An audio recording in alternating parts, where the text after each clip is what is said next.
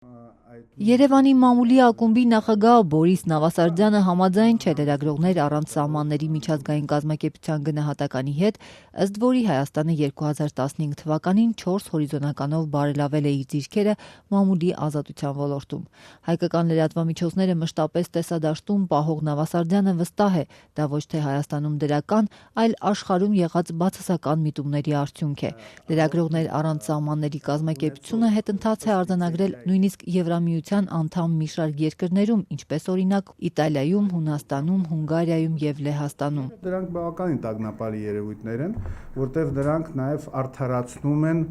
մեր նման երկրներում, հետադիմական ինչ որ մոտեցումներ լրատվամիջոցների աշխատանքի վրա, ասում են, դե եթե Եվրամիության անդամ Լեհաստանում է այդպես, ապա ինչ մեզանից ինչ եք ուզում, հա։ Բորիս Նավասարդյանը շեշտելով մի շարք խնդիրներ պնդում է, եթե Հայաստանում նախորդ տարիների համեմատ վիճակը չի վատացել, ապա մնացել է նույնը, օրենսդրական կարգավորումները լրատվական դաշտի օգտին չեն եղել, լրագրողների նկատմամբ բռնությունները մեծամասամբ անպատիժ են մնացել ու դրանց թիվը չի նվազել։ Հասարակության այլ ներկայացուցիչները, որոնք իրենց համարում են ավելի հավասար կան մյուսները, իրենց թույլ են տալիս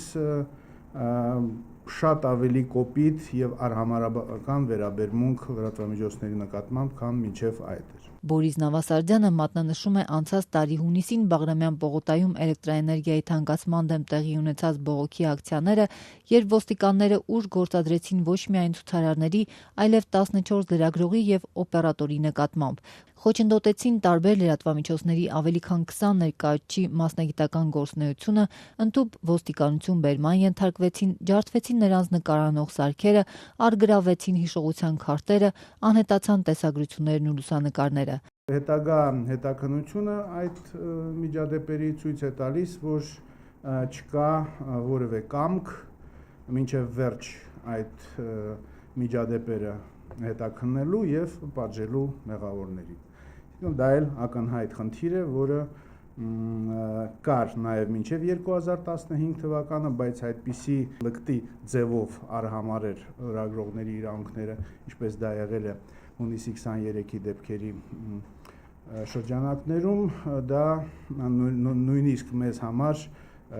այսպես անտարբեր անցնելու առիթ չի։ Լրագրողական կազմակերպությունները լրագրողների նկատմամբ ոտնձգություններ են արձանագրել նաև դեկտեմբերի 6-ի Սահմանադրական հանրաքվեի օրը, սակայն մինչ այսօր այդ մասով եւս որևէ մեկը պատասխանատվություն չի կրել։ Հրապարակ օրաթերթի խմբագիր Արմինե Օհանյանը վերլուծում է 2015 թվականի իրենց գործունեությունն ու ասում, թերթի համար վատ տարի է եղել։ Իրականում հիմա աշխատելը մամուլում Հայաստանում շատ ավելի բարդ է, քան տարիներ առաջ։ Հիմա շատ ավելի բարդ է տեղեկատվություն ստանալը պետական մարմիններից։ Շատ ավելի շատ են լրագրողներին վիրավորելու, կոպտելու միջադեպերը, դեպքերը։ Շատ ավելի հաճախ են մեզնից գրավոր հարցումներ պահանջում բանավոր մեր հարցին պատասխանելու փոխարեն։